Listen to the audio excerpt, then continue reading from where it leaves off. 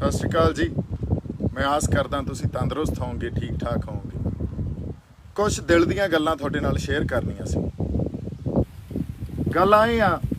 जे मैं SGPC नूं श्री गुरु ग्रंथ साहिब दे पावन सरੂਪਾਂ ते सवाल करदा ते मैनूं ਇਹ कह दित्ता जांदा तूं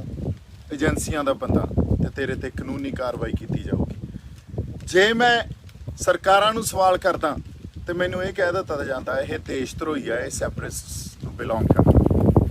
ਤੇ ਜੇ ਮੈਂ ਅੱਜ ਕਿਸਾਨ ਜਥੇਬੰਦੀਆਂ ਨੂੰ ਇਹ ਸਵਾਲ ਕਰਦਾ ਵੀ ਤੁਸੀਂ ਪਹਿਲਾਂ ਤਾਂ ਲੜਾਈ ਤੈਅ ਕਰੋ। ਲੜਾਈ ਤੁਹਾਡੀ ਕੁਝ ਰਿਆਇਤਾਂ ਨੂੰ ਲੈ ਕੇ ਆ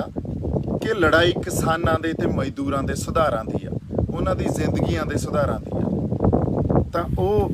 ਉਹਨਾਂ ਨੂੰ ਹੋਰ ਸਵਾਲ ਕਰਦਾ ਵੀ ਜੇ ਕੋਈ ਫੈਸਲੇ ਲੈਣੇ ਆ, ਇਹ ਸੰਘਰਸ਼ ਦੇ ਫੈਸਲੇ ਲੈਣੇ ਆ, ਇਹਨਾਂ ਨੂੰ ਬੰਦ ਕਮਰਿਆਂ 'ਚ ਨਾ ਲਿਆ ਜਾਵੇ, ਇਹਨਾਂ ਨੂੰ ਸਰਕਾਰਾਂ ਦੇ ਨਾਲ ਮੀਟਿੰਗਾਂ ਕਰਕੇ ਨਾ ਲਿਆ ਜਾਵੇ,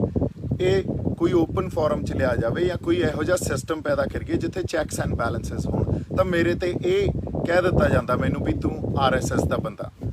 ਫਿਰ ਸਾਡੇ ਗਵਈਏ ਵੀਰ ਮੇਰਾ ਟੋਟਲ ਬਾਇਕਾਟ ਕਰ ਦਿੰਦੇ ਆ, ਇਹ ਕਹਿ ਕੇ ਵੀ ਅਸੀਂ ਤਾਂ ਕਿਸਾਨ ਜਥੇਬੰਦੀਆਂ ਦੇ ਨਾਲ ਆ ਤੇ ਤੁਸੀਂ ਤਾਂ ਕੋਈ ਨਵੀਂ ਰਾਜਨੀਤੀ ਜਾਂ ਰਾਜਨੀਤਿਕ ਧਿਰ ਕੋਈ ਪਾਰਟੀ ਕੱਢਣ ਦੀ ਕੋਸ਼ਿਸ਼ ਕਰ ਰਹੇ ਹੋ। ਗੱਲ ਆਏ ਆ, ਜਦੋਂ ਤੱਕ ਅਸੀਂ ਇਹ ਨਹੀਂ ਸਮਝਾਂਗੇ ਵੀ ਸਾਡੀ ਲੜਾਈ ਕੀ ਆ, ਜਾਂ ਜਦੋਂ ਤੱਕ ਅਸੀਂ ਪੁਰਾਣੇ ਰੀਤੀ ਜਿਹੜੇ ਰਿਵਾਜ ਆ ਉਹਨਾਂ ਦਾ ਖੰਡਨ ਨਹੀਂ ਕਰਾਂਗੇ, ਸਾਡੇ ਹੱਥ ਪੱਲੇ ਹੁਣ ਵੀ ਕੁਝ ਨਹੀਂ ਲੱਗਣਾ। ਸਾਡੇ ਹੱਥ ਪੱਲੇ ਪਹਿਲਾਂ ਵੀ ਕੁਝ ਨਹੀਂ ਲੱਗਿਆ। ਸੋ ਗੱਲ ਇਹ ਆ ਵੀ ਜੇ ਸਾਨੂੰ MSP ਮਿਲ ਗਈ, ਮੇਰਾ ਸਵਾਲ ਆ ਕਿਸਾਨ ਜਿਹੜੇ ਖੁਦਕੁਸ਼ੀਆਂ ਕਰਦੇ ਆ, ਕਿਸਾਨ ਜਿਹੜੇ ਕਰਜ਼ਿਆਂ ਥੱਲੇ ਆ, ਕਿਸਾਨ ਜਿਨ੍ਹਾਂ ਦੀਆਂ ਲਿਮਟਾਂ ਨਹੀਂ ਮੋੜੀਆਂ ਜਾਂਦੀਆਂ, ਉਹ ਸਭ ਕੁਝ ਠੀਕ ਹੋ ਜੂ MSP ਮਿਲਣ ਨਾਲ। ਜਿਹੜੇ ਇੱਕ ਸਟੈਟਿਸਟਿਕਸ ਆ ਨਾ, ਸਟੈਟਿਸਟਿਕਸ ਦੀ ਗੱਲ ਸਮਝੀਏ, 6% ਪੂਰੇ ਦੇਸ਼ ਦੇ ਕਿਸਾਨ ਇਹੋ ਜਿਹੇ ਆ ਜਿਹੜੇ MSP ਯੂਜ਼ ਕਰਦੇ ਆ। ਮਤਲਬ 94% ਕਿਸਾਨ MSP ਯੂਜ਼ ਹੀ ਨਹੀਂ ਕਰਦੇ, ਉਹਨਾਂ ਦੀ ਲੁੱਟ ਖਸੁੱਟ ਤਾਂ MSP ਤੋਂ ਬਿਨਾਂ ਵੀ ਜਾਰੀ ਆ। ਫਿਰ ਅਗਲੀ ਗੱਲ ਆ ਜਿਹੜੀ, ਕੀ ਸਾਡੇ ਨਾਲ ਮਜ਼ਦੂਰ ਜਾਂ ਉਹਨਾਂ ਦੀਆਂ ਜਿਹੜੀਆਂ ਯੂਨੀਅਨਸ ਉਹ ਨਾਲ ਆ? ਕੀ ਸਾਡੇ ਨਾਲ ਆੜ੍ਹਤੀਆ, ਸਾਰੀ ਆੜ੍ਹਤੀਆਂ ਯੂਨੀਅਨ ਸਾਡੇ ਨਾਲ ਆ? ਜੇ ਅਸੀਂ ਕਹੀਏ ਇਹ ਸਾਡੀ ਸਾਰਿਆਂ ਦੀ ਲੜਾਈ ਆ, ਹਜੇ ਤੁਸੀਂ ਲਾਮਬੰਦੀ ਤਾਂ ਕਰਦੇ ਨਹੀਂ। ਅਸੀਂ ਬਹਿ ਜਾਂਦੇ ਆ ਰੇਲਾਂ ਰੋਕਣ, ਇਹ ਤਾਂ ਪੁਰਾਣੇ ਢੰਗ ਆ ਜੀ ਰੇਲਾਂ ਰੋਕਣ ਦੇ। ਜਾਂ ਅਸੀਂ ਮਾਲਸ 'ਚ ਚਲੇ ਗਏ,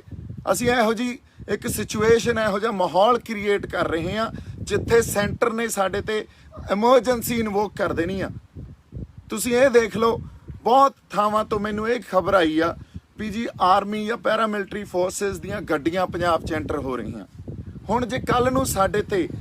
ਸੈਂਟਰ ਨੇ ਇਹ ਕਹਿਤਾ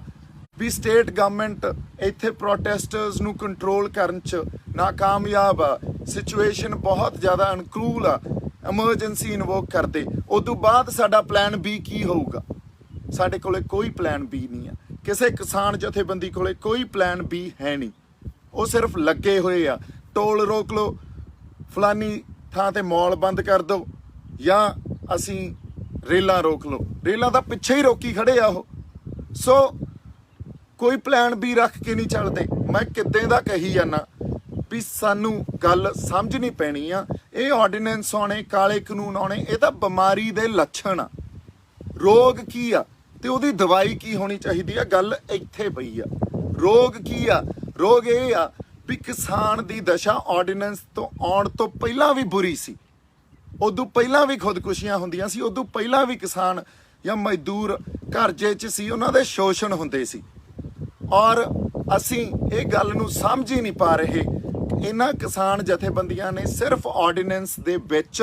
MSP ਤੱਕ ਆਪਦੀ ਲੜਾਈ ਲਿਮਿਟਡ ਰੱਖਣੀ ਆ। ਇਹ ਕਿਉਂ ਰੱਖਣੀ ਆ ਇਹਦਾ ਮੈਨੂੰ ਨਹੀਂ ਪਤਾ। ਇਹਨਾਂ ਦੇ ਕੋਈ ਰਾਜਸੀ ਸਰੋਕਾਰ ਵੀ ਹੋ ਸਕਦੇ ਆ, ਇਹਨਾਂ ਦੇ ਕੋਈ ਆਪਸ ਕੋਈ ਪੋਲੀਟੀਕਲ ਐਸੋਸੀਏਸ਼ਨ ਜਾਂ ਮੰਨ ਲਓ ਅਹੁਦਿਆਂ ਦੇ ਸਰੋਕਾਰ ਵੀ ਹੋ ਸਕਦੇ ਆ। ਸਾਰੇ ਨਹੀਂ, ਸਾਰੀਆਂ ਜਥੇਬੰਦੀਆਂ ਦੇ ਸਾਰੇ ਲੀਡਰ ਇੱਕੋ ਜਿਹੇ ਨਹੀਂ ਆ, ਇਹ ਵੀ ਮੈਂ ਗੱਲ ਮੰਨਦਾ। ਪਰ ਜਦੋਂ ਤੱਕ ਅਸੀਂ ਪੂਰਨ ਤੌਰ ਤੇ ਇਹ ਗੱਲ ਨੂੰ ਸਮਝ ਕੇ ਖੰਡਨ ਨਹੀਂ ਕਰਾਂਗੇ, ਪੁਰਾਣੇ ਰੀਤੀ ਰਿਵਾਜਾਂ ਦਾ ਖੰਡਨ ਨਹੀਂ ਕਰਾਂਗੇ, ਉਹਨਾਂ ਨੂੰ ਚੈਲੰਜ ਨਹੀਂ ਕਰਾਂਗੇ, ਤੇ ਕੋਈ ਇਹੋ ਜਿਹਾ ਢਾਂਚਾ ਨਹੀਂ ਸਿਰਜਾਂਗੇ ਜਿੱਥੇ ਸਹੀ ਅਸਲ ਤੌਰ ਤੇ ਕਿਸਾਨਾਂ ਦਾ, ਮਜ਼ਦੂਰਾਂ ਦਾ ਜਾਂ ਹੋਰ ਸਾਰੇ ਵਰਗਾਂ ਦਾ ਕੋਈ ਭਲਾ ਨਾ ਹੋ ਸਕੇ, ਉਦੋਂ ਤੱਕ ਜੇ ਅਸੀਂ ਕਹੀਏ MSP ਲੈ ਕੇ ਬਹਿ ਜਾਂਗੇ, ਇਹ ਕੋਈ ਪ੍ਰਾਪਤੀ ਨਹੀਂ ਆ। ਫਿਰ ਲੋਕ ਤੁਹਾਡੇ 'ਚ किसान जथेबंदियां नूं मेरी बेनती आ हथ जोड़ के भी थोड़े च एडा वड्डा आपदा असी मैं भी कहना मैं थोड़े नाल आ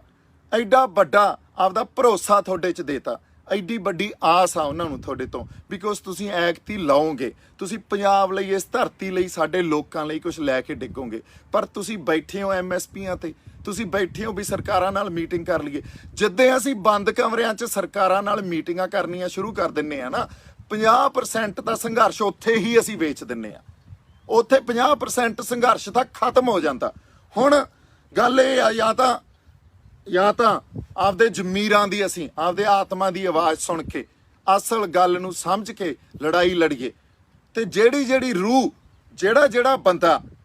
ਆਪਦੇ ਜ਼ਮੀਰ ਦੀ ਆਪਦੇ ਅੰਦਰ ਦੀ ਆਵਾਜ਼ ਸੁਣ ਕੇ ਇਸ ਲੜਾਈ 'ਚ ਲੜੂਗਾ ਮੈਂ ਉਹਦੇ ਨਾਲ ਆ ਮੈਂ ਤਾਂ ਜੀ ਤੁਰ ਪਿਆ ਹੁਣ ਤੁਸੀਂ ਕਰ ਲਓ ਜਿਹੜਾ ਮੇਰਾ ਵਿਰੋਧ ਕਰਨਾ ਭੰਡ ਲਓ ਜਿੰਨਾ ਭੰਡਣਾ ਕਹਿ ਦਿਓ ਜਿਹਦਾ ਮਰਜ਼ੀ ਬੰਦਾ ਮੈਂ ਅੱਜ ਤੋਂ ਬਾਅਦ ਮੈਂ ਸਫਾਈ ਵੀ ਨਹੀਂ ਦੇਣੀ ਕੋਈ ਸਫਾਈ ਨਹੀਂ ਦੇਣੀ ਇਸ ਕਰਕੇ ਨਹੀਂ ਦੇਣੀ ਕਿਉਂਕਿ ਮੇਰਾ ਟੀਚਾ ਕੁਛ ਹੋਰ ਆ ਮੇਰੀ ਲੜਾਈ ਸਾਡੀ ਧਰਤੀ ਖਾਤਰ ਸਾਡੇ ਲੋਕਾਂ ਖਾਤਰ ਆ ਤੁਸੀਂ ਤਾਂ ਮੈਨੂੰ ਉਲਝਾਈ ਰੱਖੋਗੇ ਮੈਂ ਤਾਂ ਤੀਜੇ ਕਿ ਦਿਨ ਮੇਰੇ ਤੇ ਕੋਈ ਨਵਾਂ ਸਵਾਲ ਖੜਾ ਕਰ ਦਿੰਦੇ ਹੋ ਇੱਕ ਗੱਲ ਸਮਝਣ ਦੀ ਜ਼ਰੂਰਤ ਆ ਵੀ ਜਦੋਂ ਲੜਾਈ ਸਰਕਾਰਾਂ ਦੇ ਖਿਲਾਫ ਲੜੀ ਜਾਂਦੀ ਹੈ ਨਾ ਇਹੋ ਜੀ ਰਾਜਸੀ ਧਿਰਾਂ ਦੇ ਖਿਲਾਫ ਸਟੇਟ ਦੇ ਖਿਲਾਫ ਲੜੀ ਜਾਂਦੀ ਆ ਉਦੋਂ ਵੱਖ-ਵੱਖ ਜਗ੍ਹਾ ਤੇ ਵੱਖ-ਵੱਖ ਮੋਰਚੇ ਵਿੱਢਣੇ ਪੈਂਦੇ ਹੁੰਦੇ ਆ ਪਰ ਸਾਡਾ ਟੀਚਾ ਇੱਕੋ ਹੀ ਹੁੰਦਾ ਸਾਡਾ ਟੀਚਾ ਇਹੀ ਹੁੰਦਾ ਵੀ ਸਰਕਾਰਾਂ ਨੂੰ ਬੈਕਫੁੱਟ ਤੇ ਲੈ ਕੇ ਆਈਏ ਸਰਕਾਰਾਂ ਦੀ ਮਜਬੂਰੀ ਕੋਈ ਰਾਜਸੀ ਮਜਬੂਰੀ ਖੜੀ ਕਰ ਦਈਏ ਔਰ ਇਹ ਉੱਥੇ ਜੇ ਅਸੀਂ ਇੱਕ ਦੂਜੇ ਨੂੰ ਨਿੰਦਣ ਲੱਗ ਜਾਈਏ ਤਾਂ ਲੋਕਾਂ 'ਚ ਵਹਿਮ ਤੇ ਭਰਮ ਹੀ ਪੈਦਾ ਹੁੰਦਾ ਹੋਰ ਇਹਦਾ ਕੋਈ ਇਹਦੇ 'ਚੋਂ ਕੋਈ ਹੱਲ ਨਹੀਂ ਨਿਕਲਦਾ ਇਸ ਕਰਕੇ ਹੱਲ ਵੱਲ ਨੂੰ ਤੁਰੋ ਹੱਲ ਵੱਲ ਨੂੰ ਅਸੀਂ ਤਾਂ ਹੀ ਤੁਰਾਂਗੇ ਜੇ ਅਸੀਂ ਰੋਗ ਨੂੰ ਸਮਝ ਸਕੇ ਤੇ ਉਹਦੀ ਦਵਾਈ ਨੂੰ ਲੱਭਣ ਦੀ ਕੋਸ਼ਿਸ਼ ਕਰੀਏ ਅਸੀਂ ਤਾਂ ਲੱਛਣਾਂ ਤੇ ਆ ਕੇ ਲੱਛਣਾਂ ਦੀ ਉਹ ਗੱਲ ਕਰੀ ਜਾਂਦੇ ਆ ਸੋ ਇਹ ਜਿਹੜੇ ਕਾਲੇ ਕਾਨੂੰਨ ਆ ਇਹ ਤਾਂ ਲੱਛਣ ਆ ਅਗਲੀ ਗੱਲ ਮੈਂ ਜੇ ਕਰਦਾ ਜੇ ਕੱਲ ਨੂੰ ਐਮਰਜੈਂਸੀ ਇਨਵੋਕ ਹੋਗੀ ਮੈਂ ਕਿੱਦਾਂ ਦਾ ਇਹ ਗੱਲ ਕਹੀ ਆ ਨਾ ਲਾਮਬੰਦ ਕਰੋ ਇਹਨੂੰ ਨੈਸ਼ਨਲ ਮੂਵਮੈਂਟ ਬਣਾਓ ਅਸੀਂ ਹਰਿਆਣੇ ਵਾਲੇ ਸਾਰੇ ਬੰਦਿਆਂ ਨਾਲ ਹੁਣ ਮੈਂ ਟੱਚ 'ਚ ਇਸ ਤਰ੍ਹਾਂ ਮੈਂ ਹੋਰ ਵੀ ਕੋਸ਼ਿਸ਼ ਕਰ ਰਿਹਾ ਜਿਹੜੇ ਸੂਬੇ ਆ ਉੱਥੋਂ ਦੀਆਂ ਕਿਸਾਨ ਜਥੇਬੰਦੀਆਂ ਨਾਲ ਅਸੀਂ ਆਪਦਾ ਕੋਈ ਰਾਬਤਾ ਬਣਾਈਏ ਕਲਾਮਬੰਦੀ ਕਰੀਏ ਮੰਨ ਲਓ ਪੰਜਾਬ 'ਚ ਐਮਰਜੈਂਸੀ ਇਨਵੋਕ ਹੋ ਜਾਂਦੀ ਆ ਪਰ ਸਾਰੇ ਸਟੇਟਾਂ 'ਚ ਤਾਂ ਨਹੀਂ ਕਰ ਸਕਦੇ ਨਾ ਦਿੱਲੀ ਘੇਰੀ ਬਾਕੀ ਸੂਬਿਆਂ ਨੂੰ ਨਾਲ ਰਲਾ ਕੇ ਜਾਊਗੀ ਦਿੱਲੀ ਰਾਸ਼ਟਰੀ ਇੱਕ ਲਹਿਰ ਪੈਦਾ ਕਰਕੇ ਇੰਟਰਨੈਸ਼ਨਲ ਲੈਵਲ ਦੀ ਲਹਿਰ ਪੈਦਾ ਕਰਕੇ ਘੇਰੀ ਜਾਊਗੀ ਜੇ ਤੁਸੀਂ ਕਹੋ ਪੰਜਾਬ ਕੱਲਾ ਦਿੱਲੀ ਘੇਰ ਲੂਗਾ ਤਾਂ ਇਹ ਪੋਸੀਬਲ ਨਹੀਂ ਆ ਇਹ ਹੋ ਹੀ ਨਹੀਂ ਸਕਦਾ ਜਦੋਂ ਤੱਕ ਸਾਨੂੰ ਆਪਦੀ ਲਾਮਬੰਦੀ ਉਸ ਲੈਵਲ ਤੱਕ ਨਹੀਂ ਕਰਨੀ ਆਊਗੀ ਸਾਡੇ ਕੋਲੇ ਉਹ ਵਿਜ਼ਨ ਨਹੀਂ ਆ ਅਸੀਂ ਜੇ ਕਹੀਏ ਲੜਾਈ ਜਿੱਤ ਲਾਂਗੇ ਤਾਂ ਲੜਾਈ ਨਹੀਂ ਜਿੱਤੀ ਜਾਣੀ ਤਾਂ ਪੁਰਾਣੇ ਰੀਤੀ ਰਿਵਾਜ ਜਿਹੜੇ ਹੁਣ ਵੀ ਅਪਣਾਏ ਜਾ ਰਹੇ ਆ ਉਹਨਾਂ ਨਾਲ ਲੜਾਈ ਨਹੀਂ ਜਿੱਤੀ ਜਾਣੀ ਮੇਰੇ ਤੇ ਸਵਾਲ ਨਾ ਖੜੇ ਕਰੋ ਜੇ ਅੱਜ ਗਵਈਏ ਕਹਿ ਰਹੇ ਆ ਸਾਰੇ ਵੀ ਦੀਪ ਸਿੱਧੂ ਨਵਾਂ ਕੋਈ ਫਰੰਟ ਖੜਾ ਕਰ ਰਿਹਾ ਮੈਂ ਕਿਹਾ ਉਹ ਹਰ ਬੰਦਾ ਉਹਨੂੰ ਹੱਕ ਆ ਜਿਹੜਾ ਪੰਜਾਬ ਲਈ ਲੜ ਰਿਹਾ ਨਵਾਂ ਕੋਈ ਫਰੰਟ ਖੜਾ ਕਰਨ ਵਾਸਤੇ ਇਹਦਾ ਜਵਾਬ ਮੈਨੂੰ ਦਿਓ ਅੱਜ ਜਿਹੜੇ ਸਾਡੇ ਇੱਥੇ ਰਵਾਇਤੀ ਪਾਰਟੀਆਂ ਉਹਨਾਂ ਤੋਂ ਅਸੀਂ ਸੈਟੀਸਫਾਈਡ ਆ ਉਹਨਾਂ ਨੇ ਸਾਡਾ ਭਲਾ ਕੀਤਾ ਕਿਸੇ ਨੇ ਸੋ ਜੇ ਨਹੀਂ ਕੀਤਾ ਤਾਂ ਬਾਈ ਜੀ ਤਖਤਾ ਪਲਟ ਕਰੋ ਲੋਕਾਂ ਦਾ ਭਲਾ ਕਰੋ ਲੋਕਾਂ ਲਈ ਲੜੋ ਇੱਕ ਦੂਜੇ ਨੂੰ ਨਿੰਦੋ ਨਾ ਇੱਕ ਦੂਜੇ ਲਈ ਇੱਕ ਦੂਜੇ ਦੀਆਂ ਲੱਤਾਂ ਨਾ ਖਿੱਚੋ ਸੋ ਸਾਡੀ ਲੜਾਈ ਇਕੱਠਿਆਂ ਦੀ ਆ ਜੇ ਤੁਸੀਂ ਇਕੱਠੇ ਇੱਕ ਮੋਰਚੇ ਤੋਂ ਨਹੀਂ ਲੜ ਸਕਦੇ ਤਾਂ ਕਿਸੇ ਹੋਰ ਮੋਰਚੇ ਤੋਂ ਲੜ ਲਓ ਜਿੱਥੇ ਤੁਹਾਡੀ ਵਿਚਾਰਧਾਰਾ ਮਿਲਦੀ ਆ ਪਰ ਇਹਦਾ ਮਤਲਬ ਇਹ ਨਹੀਂ ਅਸੀਂ ਇੱਕ ਦੂਜੇ ਨੂੰ ਨਿੰਦਣ ਲੱਗ ਜਾਈਏ ਇੱਕ ਦੂਜੇ ਦੀਆਂ ਲੱਤਾਂ ਖਿੱਚਣ ਲੱਗ ਜਾਈਏ ਮੈਨੂੰ ਐਂ ਲੱਗਦਾ ਲੜਾਈ ਦੀ ਵਿਉਂਤਬੰਦੀ ਸਟ੍ਰੈਟਜੀ ਤੇ ਸਾਡਾ ਵਿਜ਼ਨ ਸਾਡੀ ਸੇਧ ਕੀ ਹੋਣੀ ਚਾਹੀਦੀ ਆ ਸਾਡੇ ਕਿਸਾਨ ਜਥੇਬੰਦੀਆਂ ਦੇ ਆਗੂਆਂ ਨੂੰ ਸਮਝਣਾ ਚਾਹੀਦਾ ਔਰ ਇਕੱਲੇ ਕਿਸਾਨ ਜਥੇਬੰਦੀਆਂ ਦੇ ਆਗੂਆਂ ਨੂੰ 31 ਜਥੇਬੰਦੀਆਂ ਨੂੰ ਨਹੀਂ ਬਹਿਣਾ ਚਾਹੀਦਾ ਮਜ਼ਦੂਰਾਂ ਨੂੰ ਵੀ ਨਾਲ ਲਓ ਉਹਨਾਂ ਦੀਆਂ ਜਥੇਬੰਦੀਆਂ ਨੂੰ ਨਾਲ ਲਓ ਆੜਤੀਆਂ ਨੂੰ ਨਾਲ ਲਓ ਤੁਹਾਡੀ ਲੜਾਈ ਨੂੰ ਵੱਡੀ ਕਰੋ ਲਾਮਬੰਦੀ ਵੱਡੀ ਕਰੋ ਬਾਕੀ ਸੂਬਿਆਂ ਨੂੰ ਬਾਕੀ ਸਟੇਟਸ ਨੂੰ ਨਾਲ ਲਓ ਮੇਰੀ ਇਹੀ ਅਰਦਾਸ ਤੇ ਬੇਨਤੀ ਆ ਤੇ ਕੱਲ ਨੂੰ ਆਪਾਂ 11 ਵਜੇ ਸ਼ੰਭੂ ਬਾਰਡਰ ਤੇ ਧਰਨਾ ਲਾ ਰਹੇ ਆ ਜਿਹਦੀ ਜ਼ਮੀਰ ਜਿਉਂਦੀ ਆ ਜਿਹੜਾ ਮੇਰੀ ਗੱਲ ਨਾਲ ਕੋਈ ਰਿਲੇਸ਼ਨ ਜਾਂ ਰਿਲੇਟ ਕਰ ਸਕਦਾ ਉਹ ਬੰਦਾ ਉੱਥੇ ਆ ਜਾਏ ਮੈਂ ਕਿਸੇ ਨੂੰ ਫੋਰਸ ਨਹੀਂ ਕਰ ਰਿਹਾ ਜੀ ਮੈਂ ਤਾਂ ਹੱਥ ਜੋੜ ਕੇ ਬੇਨਤੀ ਕਰ ਰਿਹਾ ਵੀ ਹਰ ਪਾਸੇ ਜਿੱਥੇ ਜਿੱਥੇ ਕੋਈ ਸੰਘਰਸ਼ ਕਰ ਰਿਹਾ ਉਹਦਾ ਸਾਥ ਦਿਓ। ਮੈਂ ਕਿਸਾਨ ਜਥੇਬੰਦੀਆਂ ਦੇ ਵੀ ਨਾਲ ਆ, ਪਰ ਮੈਂ ਪੁਰਾਣੇ ਢਾਂਚੇ ਦੇ ਨਾਲ ਨਹੀਂ ਆ, ਮੈਂ ਬੰਦ ਕਮਰਿਆਂ 'ਚ ਮੀਟਿੰਗਾਂ ਦੇ ਨਾਲ ਨਹੀਂ ਆ। ਮੈਂ ਸਿਰਫ ਕੁਝ ਰਿਆਇਤਾਂ ਅੰਸ਼ਕ ਤੌਰ ਤੇ ਪ੍ਰਾਪਤੀਆਂ ਦੇ ਨਾਲ ਨਹੀਂ ਆ, ਮੈਂ ਉਹਨਾਂ ਦਾ ਪੁਰਜ਼ੋਰ ਵਿਰੋਧ ਕਰਦਾ। ਮੈਂ ਅਸਲ ਤੌਰ ਤੇ ਜੇ ਕੋਈ ਸਾਡੇ ਇੱਥੇ ਸਿਸਟਮ ਅਸੀਂ ਕਿਸਾਨਾਂ ਨੂੰ ਦੇ ਸਕੀਏ, ਮਜ਼ਦੂਰਾਂ ਨੂੰ ਦੇ ਸਕੀਏ, ਜਿੱਥੇ ਉਹਨਾਂ ਦਾ ਭਲਾ ਹੋਵੇ, ਸਾਡੇ ਲੋਕਾਂ ਨੂੰ ਉਹ ਸਿਸਟਮ ਦੇ ਸਕੀਏ, ਉਸ ਚੀਜ਼ ਦੇ ਨਾਲ ਆ, ਉਹਦਾ ਮੈਂ ਹਮਾਇਤ ਕਰਦਾ ਉਸ ਚੀਜ਼ ਦੀ। ਤੇ ਪੁਰਾਣੀਆਂ ਗੱਲਾਂ ਦਾ, ਪੁਰਾਣੀ ਪੋਲਿਟਿਕਸ ਦਾ ਮੈਂ ਪੂਰਨ ਤੌਰ ਤੇ ਖੰਡਨ ਕਰਦਾ। ਤੇ ਜਦੋਂ ਖੰਡਨ ਕਰਦੇ ਆ ਉਦੋਂ ਇੱਕ ਬਹੁਤ ਵੱਡੇ ਸਿਸਟਮ ਨਾਲ ਸਾਨੂੰ ਲੜਨਾ ਪੈਂਦਾ। ਮੈਂ ਉਸ ਲੜਾਈ ਲਈ ਵੀ ਤਿਆਰ ਆ। ਮੇਰੇ ਵੱਲੋਂ ਬਹੁਤ ਪਿਆਰ ਤੇ ਸਤਿਕਾਰ। ਸਤਿ ਸ਼੍ਰੀ ਅਕਾਲ ਜੀ।